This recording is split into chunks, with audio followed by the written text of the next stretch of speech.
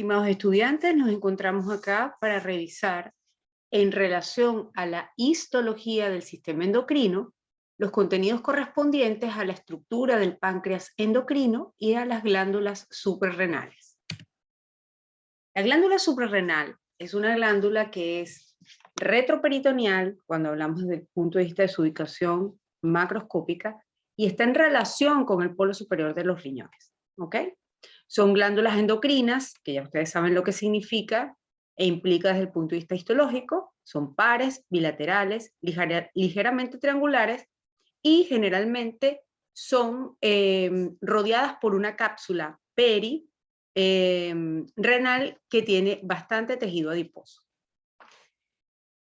Desde el punto de vista histológico, como pueden ver acá, tenemos una estructura que comprende cápsula de tejido conectivo denso irregular con un plexo arterial bastante importante, luego una región que está más profunda, un poco menos teñida, que es la corteza, y va a tener a su vez varias estructuras desde el punto de vista de la distribución y organización de las células, y luego una región más interna, central, que es la médula.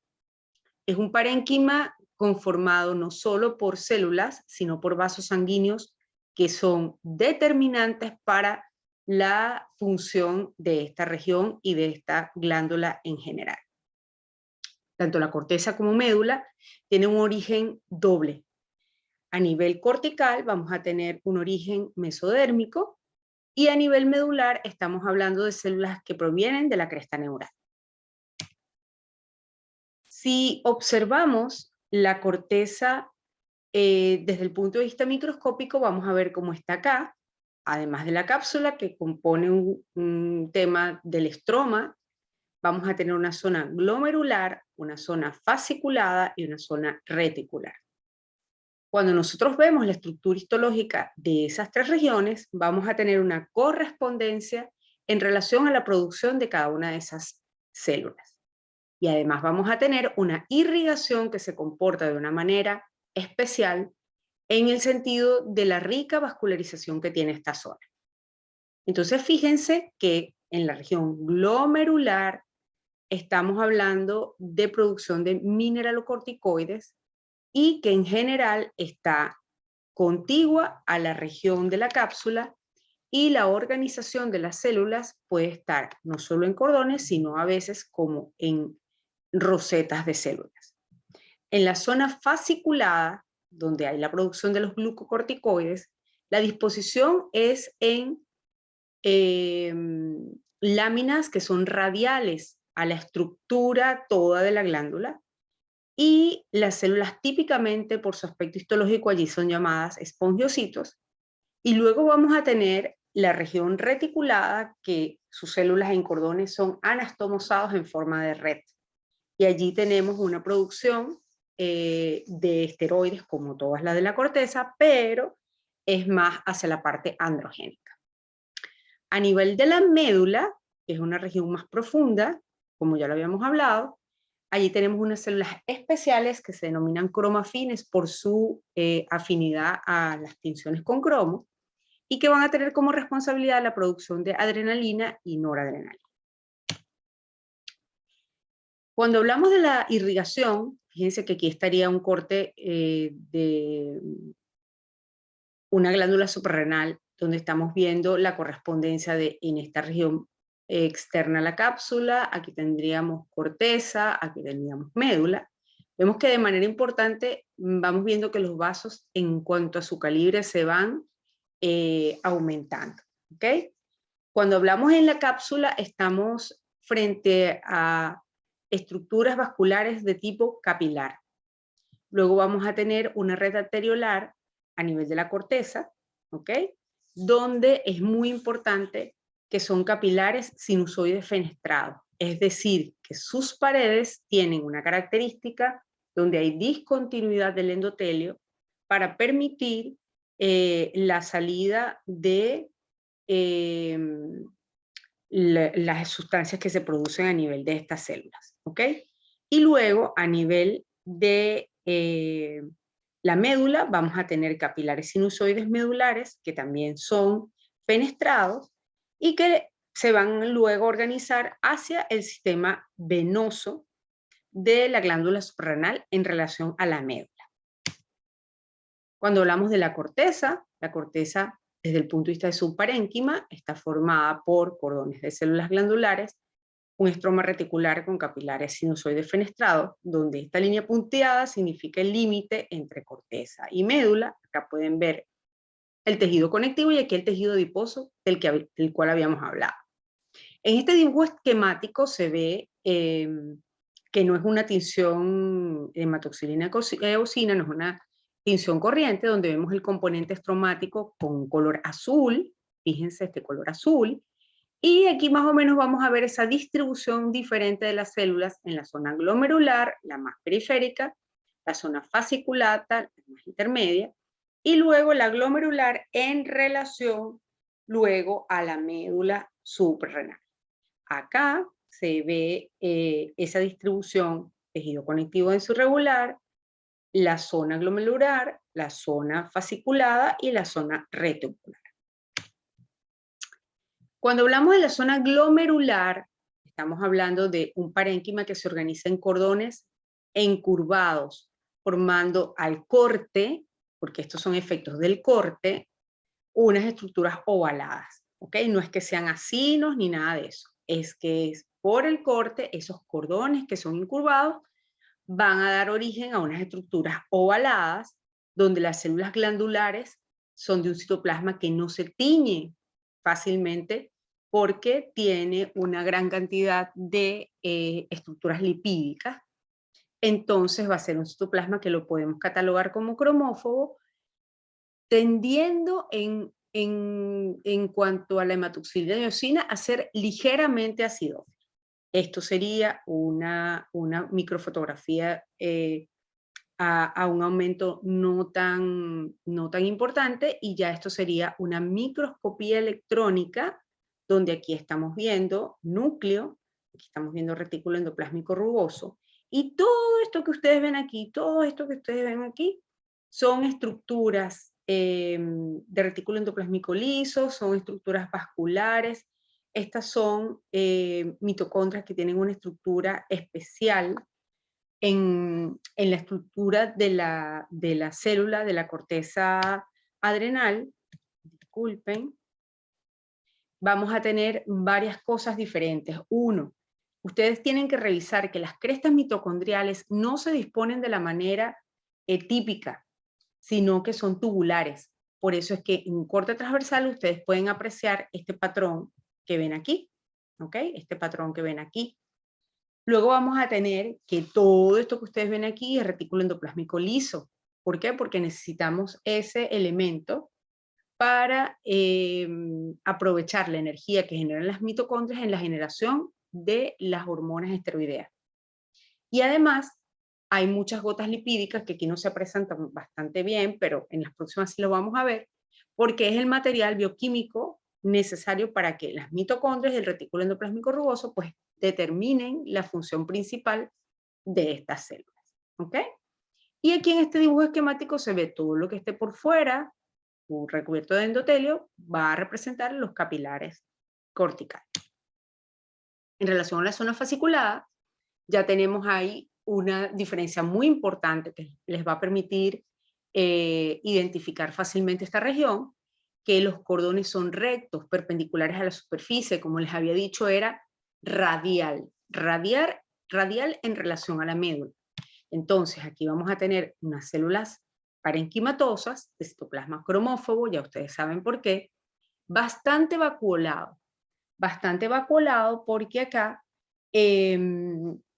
predomina la cantidad de líquido, y ese lípido no, lípido, corrijo, y ese lípido ustedes saben que durante el procesamiento histológico se pierde, ¿ok? Entonces, este es el aspecto típico de un espongiocito, ¿okay? Es el aspecto típico de un espongiocito, y también vamos a tener, aquí vemos un capilar, gran cantidad de capilares rodeando esas estructuras cordonales radiales que presentan los espongiocitos en la capa fasciculada de la corteza suprarrenal. Luego, en la zona fasciculada, la más interna y próxima a la médula, vamos a tener el parénquima que está, como dice acá, conformado por una red de cordones anastomosados. Fíjense acá, puede ser un cordón, se une a este, se une a este, se une a este. Y el estroma está dado por fibras reticulares que en este corte típico, ustedes saben que las fibras reticulares no se tiñen con las ticiones típicas, pero ustedes tienen que saber que ese armazón de estroma está dado por fibras reticulares y muchos capilares sinusoides como están aquí. ¿Ok? Aquí fíjense, estos son eritrocitos y donde ustedes más o menos puedan definir una pared, eso es un capilar sinusoide. Aquí se ve un poquito mejor, esta es una célula endotelial, esta es la luz del capilar y estos serían las células ordenaditas conformando ese retículo. ¿Ok? Esta es una microscopía electrónica donde estamos viendo la gran cantidad también de retículo endoplásmico rugoso y no se ve muy bien, no se aprecia muy bien, esto puede ser una gotita de lípido, pero esas características las tienen que recordar. Mitocondrias diferentes, ¿ok? Múltiples retículo endoplásmico rugoso y gotitas de lípido. Y cuando ya hablamos de la estructura de la médula, aquí vamos a tener unas células más ordenadas en cordones de una manera más definida, ¿ok? Más definida, donde hay un poco más de estroma y que característicamente habíamos dicho que se llamaban cromafines cuando se usaban las tinciones de cromo o que utilizan cromo, ¿ok? Entonces vamos a tener que estas células son secretoras de catecolaminas, por lo tanto el citoplasma tiene un aspecto un poquito más de tensión. Hay algo importante que son las células neuronales. Esta es una neurona glandular simpática, ¿ok?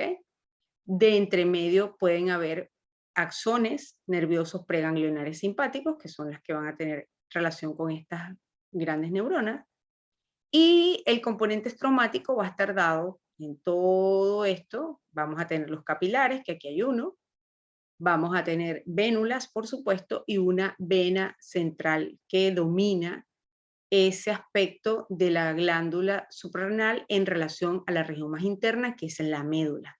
¿Ok?